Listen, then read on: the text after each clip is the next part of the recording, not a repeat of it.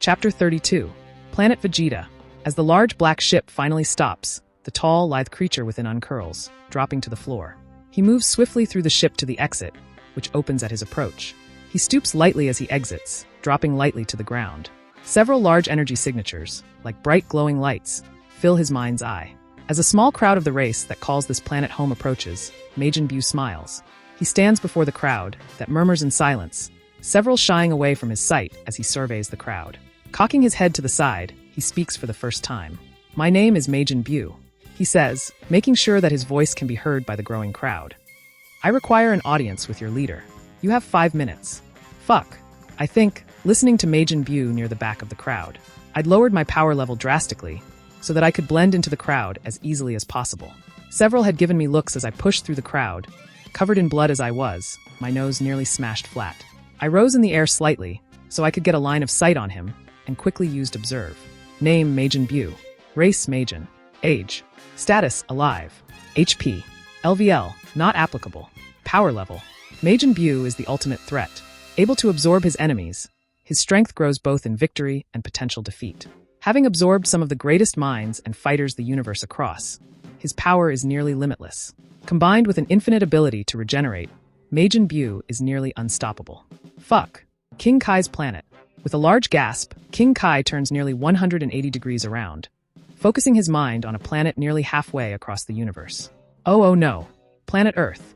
Kami. Mr. Popo says, catching his longtime friend as he nearly collapses. Kami, speak to me. It's nearly time, Mr. Popo. Kami gasps out, sensing a faraway danger. Are the Dragon Balls ready? Why yes, Kami, of course. Are you sure? Mr. Popo asks. Yes, Mr. Popo. Kami replies, using his cane to straighten himself back up. I'll not have the Dragon Balls used to heal myself. I would be no better than Piccolo should I stoop so low. No. We shall use the final 2 wishes to help our friend. I can think of no better way to end my life. Planet Earth. I reappear within Corinne's tower, the pop causing him to flinch. What the hell, brat? Don't you know how to? Corinne yells. What the hell happened to you, kid? I don't have time, Corinne, I'm sorry. I need senzu beans, as many as you have. I quickly say, I am sorry, kid, but I don't have any. Planet Vegeta. Father. Indivaya asks, standing from his throne. Vegeta, who is staring off into the distance as he senses the arrival of Buu, turns to look at his son. It's time. You know what needs to be done. Planet Vegeta. The crowd in front of Majin Buu parts slowly, as a short-statured scion approaches from the rear. The crowd, which had been murmuring and whispering since the arrival of Buu, has hushed into silence. As the scion finally reaches the front of the crowd, he steps away from them, approaching to within 10 feet of the tall pink monster. I am Vegeta, king of the Scion race, he says, staring up into the face of true evil. The creature smiles, sensing the energy within the leader. I am Majin Buu and I am a god. Planet Earth. No senzu beans? I ask, stuttering. I'm sorry, kid. They are seasonal and hard to grow as it is. Corinne replies, what's happening that you need one so badly? I'm in trouble. That's really the only way to explain it. I reply, fuck, what else can I do? I'm running out of time. I dunno, kid. I do know that Kami wanted to see you. Mr. Popo stopped in a while back, and said to pass that along if you stopped by at any point. Shit. Alright, I'll pop up and see what he wanted. I reply. I reappear several thousand feet above where I was, landing lightly on the outlook. I sense Kami and Mr. Popo just barely inside the center building, so I run over as best I can. More of a hobble, I think. Kami. Mr. Popo. I ask as I enter. Kami is laying on a cot, breathing heavily, with Mr. Popo by his side. Mr. Popo dabs Kami's brow lightly with a wet cloth, looking over his shoulder at me. Kami? I ask. KKLL. Estou feliz que você tenha chegado nessa hora. Kami responde. Tossindo levemente. Você está bem, Kami? Eu pergunto, caminhando para o lado dele. Não, KLL. Estou morrendo. Ele explica. Eu vivi por muitos anos, o estresse de ser o guardião, dividindo minha alma. Eu sabia que eventualmente iria me recuperar. Murda, me desculpe, Kami. Há algo que eu possa fazer para ajudar? Não, meu amigo. Em vez disso, acho que é você quem precisa de ajuda. Posso sentir um grande mal em seu planeta natal. Kami diz, virando ligeiramente a cabeça para olhar para mim. Pedi ao Sr. Popó coletar as esferas do dragão para que pudessem ser usadas uma última vez. Why not use them to heal yourself? Wishing yourself back to a younger version would fix this, right? I ask. No, KLL. I have spent my entire life as Guardian of Earth. To use the Dragon Balls to extend my own life would go against everything I have stood for. I have seen many horrible things in my time as Guardian. I nod, patting him on the shoulder. I think I understand. Go now KLL, Mr. Popo. We don't have much time remaining. Planet Vegeta. A god? Vegeta asks. No, I have met a real god twice in my life. As powerful as you are, they are still on an entirely different level. No matter. I have come today, for one thing, King Vegeta. Majin Buu replies. I require the 3 strongest of your race. You will deliver them here, and they will come with me. And if I deny your demand? Vegeta asks. Then I will kill your entire pathetic race, and take what I want regardless. Majin Buu says. It's obvious what Majin Buu is playing at. Vegeta thinks.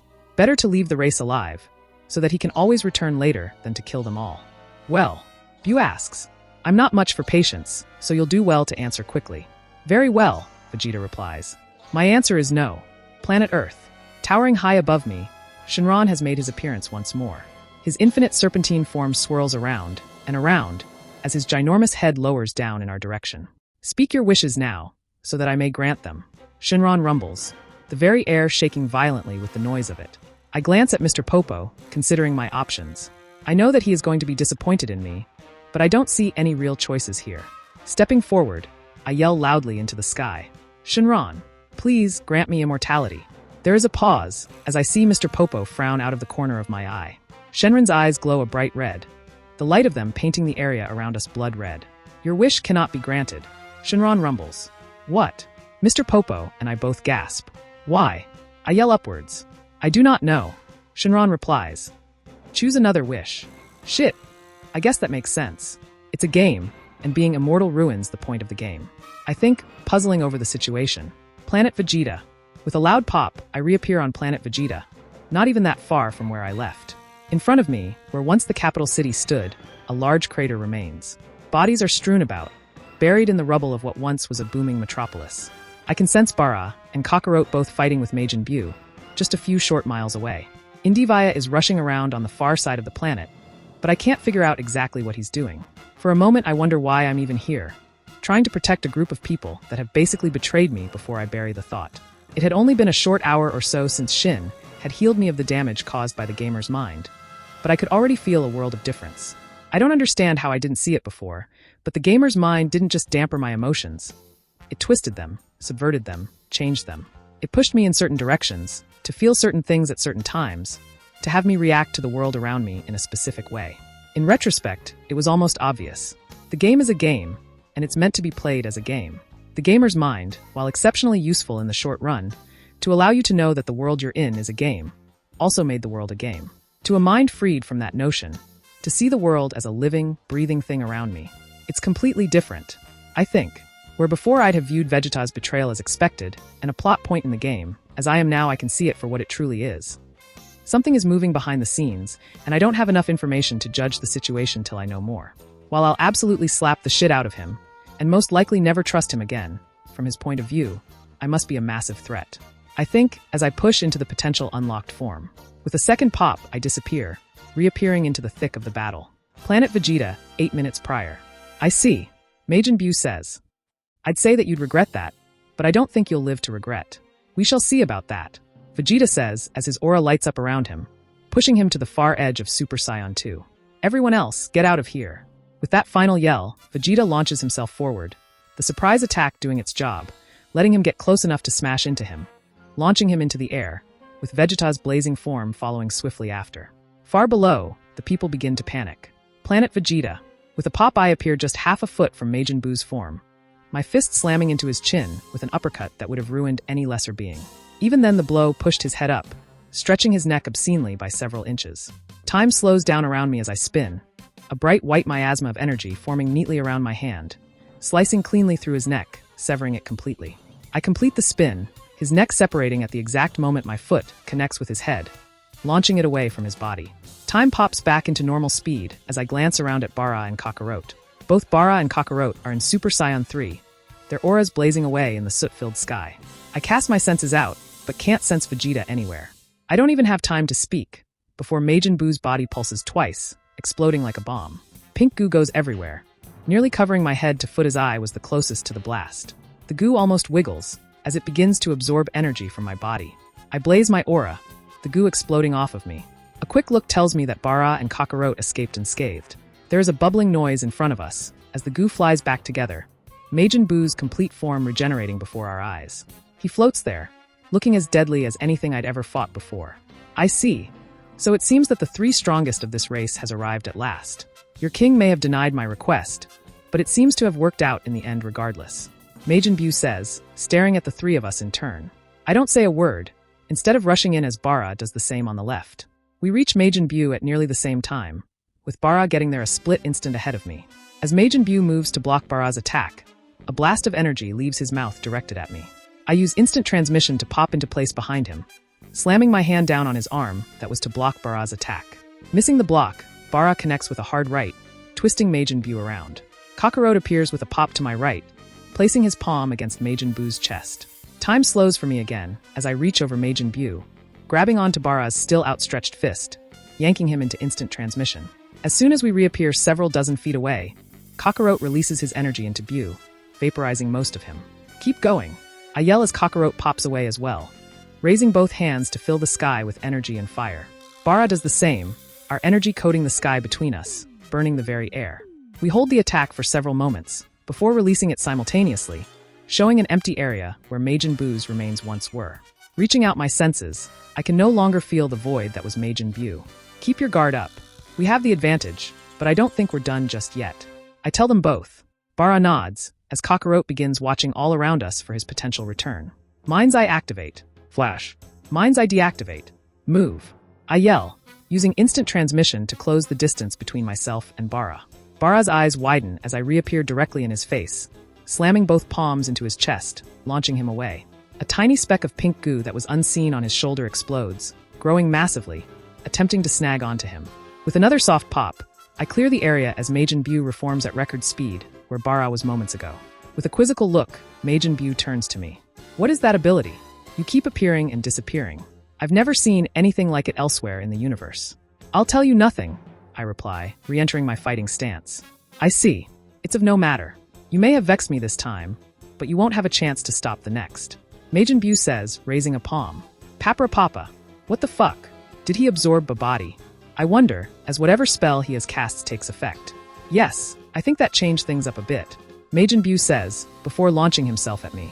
I flare my aura, blocking the fist he had aimed at my chest, before try to yank him in close for a hard elbow. His arm, though, stretches like gum, ruining the move. I let go, using instant transmission to pop back. For a split second, I'm in between space and time before I reappear right back in the place I left. My eyes widening, I launch myself backward as his other arm stretches to impale me.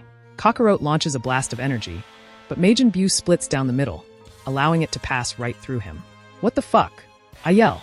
Whatever that just was, we just lost one of our greatest advantages in this fight. That's right, Scion. I don't know how that trick of yours works, but for the time being, you won't be using it anywhere near me. Let's see you save your friend again, A massive blast of energy engulfs Majin Buu, decimating his body, but no destroying even half of it. As it starts to reform before our very eyes, I start to wonder if beating him is even possible at our level. Fuck, this isn't going to work. We need to concentrate our attacks better. I say as Bara rejoins me in the sky. Thanks for the save, KLL, Bara says, watching Kakarot close in on Buu. No problem. We need to figure this out.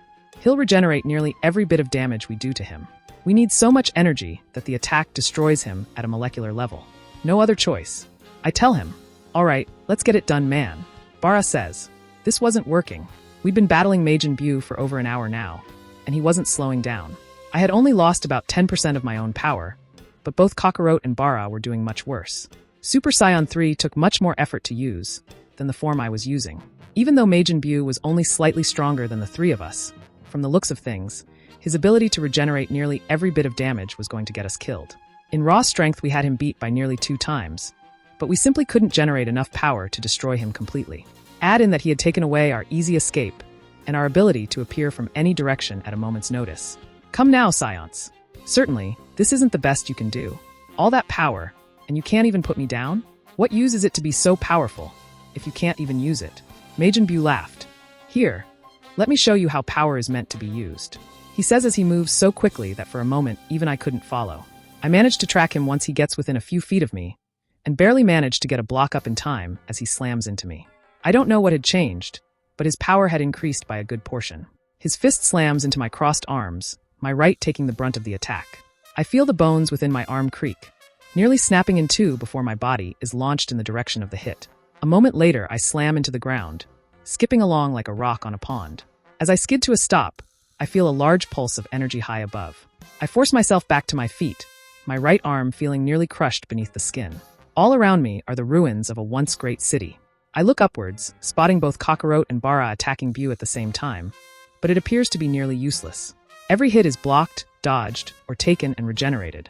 Something happens high above, as Kakarot blasts Bu with a wave of energy. Bu seems to explode, turning into a wave of pink goo. I push energy into my hands, preparing to fill the area with energy in another attempt at killing him when the unthinkable happens. Showing that taking the attack was entirely on purpose, the wave of pink goo spins in the air, slamming into Bara, who was just feet away. No! I scream, launching into the air. Time slowed down for me, but it was useless. All it was doing was burning the loss of one of my only friends forever in my memory. For every foot I moved closer, another inch of Bara was enclosed inside of Majin Bu. Bara! I yelled into the slow-motion world. I felt I would be stuck within forever. There is a flash of bright light, blinding me with the energy behind it, as Bara is enclosed fully. I cover my eyes as time snaps back into normal motion, knowing that all is lost. I can feel the heat from the energy being released, as Majin Buu's energy can be nearly felt the first time.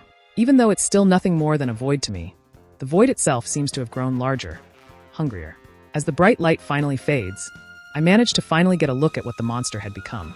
Where before his aura was a fiery red, it's now tinged with the golden light of a Super Saiyan.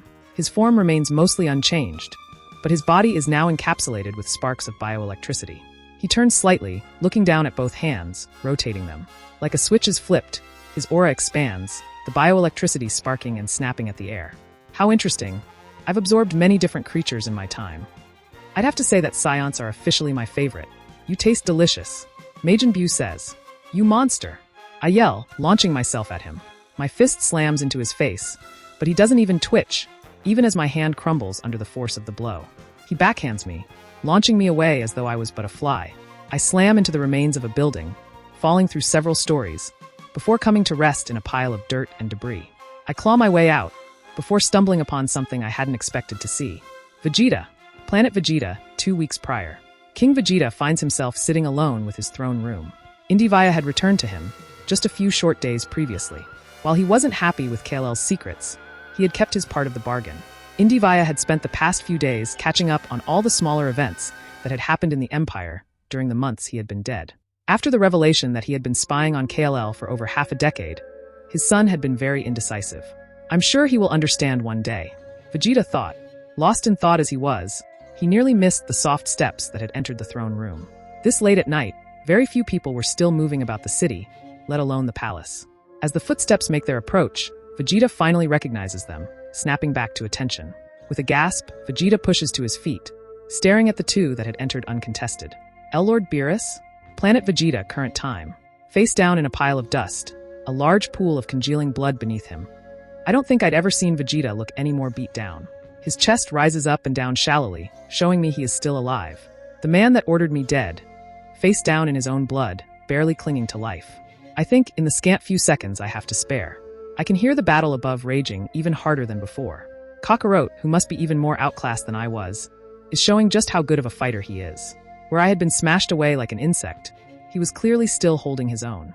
I think Goku would be proud to know that even in this version of his universe, he's still a total badass. I move over to Vegeta and roll him over, so I can see just what kind of damage he had taken. Geez, his left arm. I gasp seeing the damage. His face is smashed, and his normal armor is in tatters. Whatever happened in the 10 minutes it took me to get healed and return, it must have been brutal. Even with how things had turned out, I can't help but think I should help him somehow. With the amount of blood he's lost, he most likely doesn't have much time left. I can hear the battle reaching a fever pitch above, and know I need to get back into it. I'm sorry, Vegeta, I say, as I turn away and begin to fly up through the hole. If we win this, I'll come back for you. As I fly up through the hole, I can only wonder if this is a fight we are able to win. Planet Vegeta. Another blast of energy comes Kakarot's way, which he deftly dodges and returns fire. While Kakarot is doing his best to not hit the planet's surface, Majin Bu clearly has no compunction otherwise. The area around them is decimated and burning. Large clouds of billowing smoke filled the air, where every blow and blast fills the sky with more cinders and debris. With KLL out of the fight for the moment and Bara absorbed by this monster, Kakarot is all alone in fighting this threat. Fuck. Just die, he yells as his fist slams into the monster's face again, knocking it back slightly. Every ounce of strength he had was going into the blows he was raining down on Majin Buu. But it was as clear as day that this wasn't a battle he could win on his own. A moment later, I blast back into the battlefield, taking the first opportunity one have to catch Majin Buu off guard. The kick nearly snaps him in half, as I pour every bit of potential strength I have into it. It launches him away from both Kakarot and me, finally giving him some breathing room. We're running out of time, Kakarot. If we can't find a way to destroy him now, we're going to have to abandon the planet. I tell him, never. Kakarot responds, the home planet of the Scion will never fall, and never be abandoned. Kakarot.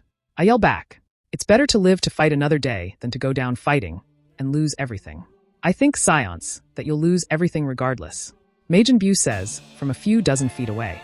As we both turn back to Majin Buu, he releases a blast of boiling green that is reminiscent of Bara's attack. We split in midair, dodging the attack, before circling back around to attack him together. I go high as Kakarot comes in low, and together we're able to connect with harsh attacks, launching him back.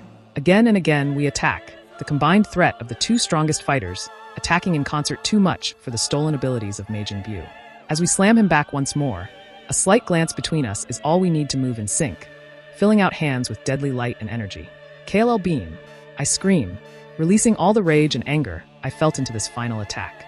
Kakarot is beyond words, his scream a wordless cry of rage, anger, and pride, as his attack joins my own. Together, they slam into Majin Buu's form, erasing it from the sky. With a cry, his form breaks down, further and further, till absolutely nothing is left. Kakarot's aura gives out, as the attack finishes, reverting back to his base form. I grab him before he can fall too far, dropping us both to the surface far below. I think that might have been enough, Kakarot. I think we might have done it. I gasp out, pushing my senses as far as they possibly can go. I don't know, we've destroyed his entire body before. Kakarot huffs out. Not with that much energy, though. That was possibly the strongest attack in the history of our race. I tell him. We wait, using all of our senses to see if anything remains of Majin Buu. After several minutes pass with no signs, no surprise attacks, I finally drop my guard. I think that's it. Itel Kakarot. I think so, no, fuck. Kakarot yells, pushing himself to his feet. I turn to where he is looking and see a small mass of pink, growing out of a small outcropping of debris. I fill my hands with energy, releasing a long blast of energy into the area with Buu's remains. As the area is bathed in harsh energy, I hear a cry from behind me. I whip around in time to see a mass of pink collide with Kakarot's back. With his energy as low as it is, I know he won't be able to fight it off. I push my energy, time slowing down for me, as I try my best to intervene. I'm not going to make it, I think, as it starts to expand around him. From the far left, a blast of yellow energy comes from nowhere, slamming into the pink goo growing on Kakarot's back. The attack manages to destroy most of it, knocking Kakarot towards me, where I'm able to use my own energy to remove the rest before it grows any further. As another blob of pink reforms into Majin Buu in the distance, I turn to see who just saved all of our lives. Vegeta, holding his destroyed arm, stemming the flowing blood, King Vegeta stumbles from the rubble of the destroyed city. Blood congealing over half his face and most of his body, he drags himself from what I thought for sure would be his grave. I need you to distract Buu, KLL. Vegeta forces out, blood pouring from his mouth. I search his face for a few moments, seeing the pain and despair. You have a plan? I ask. Yes, we need a few minutes. We can end this, Vegeta says. But we must hurry. Fine, I say as I turn to take on Majin Buu once more. At this point, any plan is better than no plan. I launch myself at the waiting Majin Buu, where he swiftly catches my kick, spinning to try and slam me into the ground. I manage to slip out of his grasp, but am still launched a good distance away. I can only hope that whatever Vegeta is cooking up will work. As the sounds of combat fill the skies once more, Kakarot stumbles to his feet, making his way over to Vegeta. Vegeta. I know, Kakarot. Vegeta replies, shaking his head. Your arm. Kakarot says, looking down at it. With a grunt, Vegeta fills his palm with energy, searing the flesh where it's torn, till the bleeding stops. He drops to one knee, screaming through his teeth before the pain finally begins to fade. Breathing heavily, he gets back to his feet. We only have a few minutes at best, Kakarot, Vegeta says, standing straight. We need to hurry. It didn't work this time. I know. Do you think it's because? Yes. I could. Kakarot, don't be a fool. We're all dead either way, Vegeta. I've taken several hard shots to the body so far, and definitely have a shattered rib. We've finally reached some sort of tipping point, as Majin Buu isn't regenerating quite so fast anymore. The attacks that land appears to do real damage now, and his strength seems to be lowering slowly. As hurt as I am, as much damage as I've taken, I can almost feel a bit of hope forming in my heart. I spin as time slows down, dodging around 2 different punches, returning a punch of my own that seems to rock his world. As he's knocked back, I push all my energy into my palms, blasting him with everything I have. As the smoke clears, his body is already reforming, as he appears right in front of me. His return attack hits me dead center, as another rib pops, potentially breaking. I fly through the air, slamming into the ground on my back, before rolling quickly to dodge the sharp hand that tries to impale me. Another roll and another dodge, but the attacks are coming far too quickly to get to my feet. As his hand splits into 2, trying to box me in, a massive energy signature explodes into being just half a mile away. Majin Buu and I both turn towards the source, but it's already next to us. The fighter's kick slams into Majin Buu's side, slamming him through a half-collapsed building. I manage to jump to my feet, where I finally get a good look at the new arrival.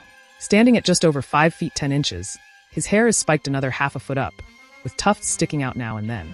The most striking feature, however, is that he is missing an arm. Vegeta, Kakarot, I ask, sensing the almost limitless power contained within the warrior. No, call us Kajita, he replies, staring off in the direction Majin Buu had been kicked. He's going to return in just a moment, KLL, so we don't have much time. When? How? I ask. Bara. He told us about fusion and said that for some reason, it did not work for the both of you. When we tried it, it worked just fine. Kajita explained. We had hoped not to need it to defeat Majin Buu, but it is clear that it is our only hope. I see. Your power is amazing, so you just might be able to do it. I reply. His power level is so high that its natural ebb and flow makes it impossible to pin down. It must be over 1 trillion, though. No, KLL, we don't think that even in this form, we could defeat Majin Buu in combat, Kajita says, as Majin Buu finally resurfaces. As he begins walking slowly towards us, I ask, then what? What can we do? You only have 30 minutes in that form. 28 now, KLL, and we're going to need every second of it as it is, Kajita says. You're going to leave us here, KLL. Go to the palace and find the console. Enter in the code Emer Evac Pride Fall. It will alert everyone remaining on the planet, and the Empire, that planet Vegeta has fallen and is lost. We believe that the issue with instant transmission is only in the immediate area. Once out of it, you're to use it to gather as many of the people remaining on the planet and take them to safety. You'll die, you know that? I ask. We know. I don't know what will happen if I try to have you brought back to life, with your souls entwined as you are, I tell them. Vegeta has already died once, which makes it more difficult. It matters not. If we have to die to put down Majin Buu for good, so be it. We have 27 minutes remaining, so you have 22 minutes to get off the planet. Kajita says, when you see my son, tell him that I'm proud of him and that he will make a good king. Why did you betray me? I ask, afraid of the answer. Kajita smirks, before looking at me out of the corner of his eye. Lord Beerus came to me several weeks ago and told me that you were a Super Saiyan god, but not yet awoken. That if I didn't push you far enough to wake up, that he would destroy the planet and every planet in the Empire. I thought that since emotional turmoil was enough to bring about the Super Saiyan transformation, it would probably work as well for this. Of course, with that kind of power, Majin Buu would have been no match. I see, I'm sorry, I wish I had known, I reply. Majin Buu finally gets impatient, launching himself at the two of us. Kajita casually reaches out, grabbing his fist from midair, holding him in place. Get out of here, KLL, 21 minutes to get off the planet. Planet Vegeta Palace. With a soft pop, I reappear within the palace, on the outskirts of Capital City. Most of the palace is undamaged, but some of the foundations has cracked from the earth-shaking battle raging so nearby. I rush to the console set into the wall near the side entrance, and quickly enter the passcode I was given. The system flashes multiple times, before every system on the planet, and within the galaxy, begin to relay the same message. At the same time, several things begin happening in quick succession. Parts of the palace begin to shake, before breaking away from each other, thrusters launching them into the sky. I can only assume that as a fail-safe, parts of the palace leave the planet to save whatever is contained within. A scion I vaguely recognize pops into being nearby, saluting me, and then continues down a side passage. I wonder for a moment where he could be heading, and where I know him from, but I'm running out of time as it is. I spread my senses out, finding the largest concentration of power levels, and pop away to gather them up. Kajita. The time had passed by very quickly, with the battle to preoccupy his mind. I'm sorry things had to come to his Kakarot. Shut up, Vegeta. You know perfectly well that I'd die for our people. I know, thank you.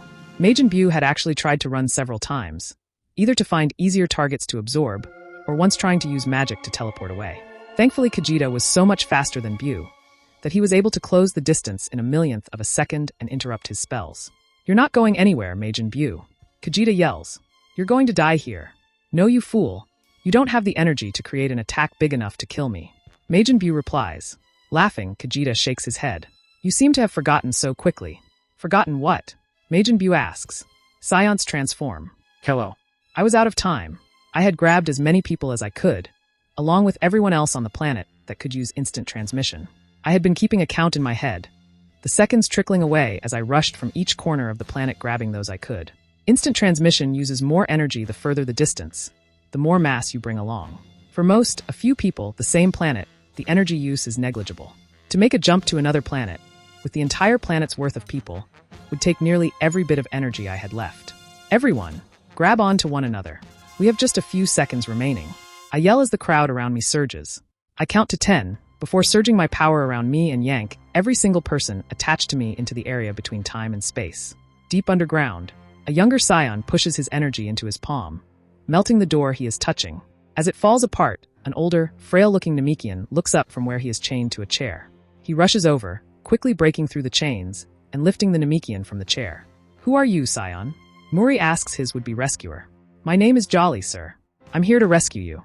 Vegeta flips through the air, punting Majin Buu back and forth. Having pushed to Super Saiyan 2, his power level had grown tremendously. While no longer an actual threat, Majin Buu's ability to regenerate from any attack makes him nearly impossible to put down. With a final kick, he is slammed into the ground, bouncing back up into the air. Vegeta cocks his head, sensing all around him. They're all gone. I know, it's time then. Goodbye, my friend. Goodbye. Jolly. Shoved into a two-passenger ship and taking off in a random direction, Jolly was still close enough to the planet to sense a sudden upwelling of energy. Turning in his seat, he sees a massive explosion begin near the capital city. As he watches, it grows and grows, massive waves of fire and lighting preceding it as it slowly grows further and further. My God, Jolly whispers, watching the explosion overtake the planet. Far behind them, the planet seems to collapse in on itself, as the planet is broken down into its constituent pieces. Narrator voice. A blinding flash of light and heat, followed by a scream that could be heard from one side of the planet to the other. With it ends one of the greatest threats to the universe. Vegeta, who wanted only that his people would be safe, and Kakarot, who only wished to save his friends. Together they made the ultimate warrior, and together they paid the ultimate price. To end the threat that was Majin Buu, they would say that the price was worth it. To those that know what lies right around the corner, the price should never have been that high. To Vegeta, a proud Saiyan King. To Kakarot, a warrior of unlimited potential. And to Bara, whose true strength was in the power of his friendship. Goodbye. Roll credits. Pre-A/N. There is an after-credits scene after the author's note. Please read the author's note, as it explains what is happening next. /N. Stop panicking. The story isn't over, I swear. This is, however, the end of Part 1. Dragon Ball, RPG Rebirth ends with this chapter. I put a lot of thought into whether the story should end here, with the events of this chapter, more fleshed out, of course, to show where things go with KLL. But I realized that there are too many open storylines, and far too many ideas in my head, for it to end right here. With that being said, I want to say I'm sorry for the delay in this chapter. It took forever to find the best way to write it. I knew people would hate on Vegeta for how he treated KLL, but as I was the only one knowing why it had gone the way it did, I needed to find the perfect way to write that into the story. This chapter was the hardest chapter for me to write, by far. I really hope I did this justice, and answered most of the questions that my readers asked me in reviews. In the anime, my favorite scene was Vegeta's final atonement. What they did with it in DB Super was an insult, and I refuse to consider it even close to the same. The image of it happening all over again is what inspired this story. Everything, and I mean everything in this story, has led up to this chapter, which is why it took quite so long to write and get out. I rewrote this chapter 4 times. Till next time, my dear readers, where we meet in Part 2, I'm Darkness, and this has been Dragon Ball, RPG Rebirth. Credits fade, as the image of a ship passes into the atmosphere of the bright green-blue planet. Muri, I'm sorry. I tried to hide the ship's signal as best I could, but the Scions have tracked us down anyway. We'll have maybe 10 minutes before they arrive. Jolly says, pointing to several blinking indicators on the ship's consoles. Don't worry yourself, young friend. As long as we can make it to the surface, I'll be able to keep us safe. Muri replies, staring down at his planet. It had taken several months to reach planet Namek, as the ship they were in was not of the fastest make. This was a good thing, however, as at this point in time, the Dragonballs would again be usable. A few minutes pass in tense silence, as the ship coasts down to land near where Muri had built his new home. They disembark the ship, moving swiftly over to the hut. "Give me but a moment, young Jolly, and I will have us safe," Muri tells him. Hitting a button on the device in his hand, it begins beeping loudly. "Hurry, Muri, please. They'll be here any moment." Turning swiftly back towards the hut, Muri begins calling out in Namekian, the password to awaken Purunga. As soon as he finishes, however, he can tell that something has gone horribly wrong. Instead of the blinding flash of yellow-white light that normally follows raising Purunga, dark black smoke begins to billow out of the hut, before the hut itself explodes into splinters. Within, instead of the large blemishless golden orbs, he was so used to large cracks have covered their surface. As he turns back towards Jolly, a sharp pain at the base of his spine halts his motion as he collapses to the ground. "Perfect," Jolly says as the device in his hand begins to create a translation program from Namekian to Common and back. "Jolly, no," Muri whispers, trying to warn the young scion of the danger they were all in. "Oh, you can still speak," Jolly says, before reaching down and ripping Muri's tongue from his mouth. Tossing it aside, he says, "I know you'll just regenerate in a few moments, but until then," as the large dragon begins to form out of the smoke, Jolly looks up into its blood-red eyes. The device in his hand chimes twice, informing him that the job is complete. It's odd that he never said the dragon was solid black.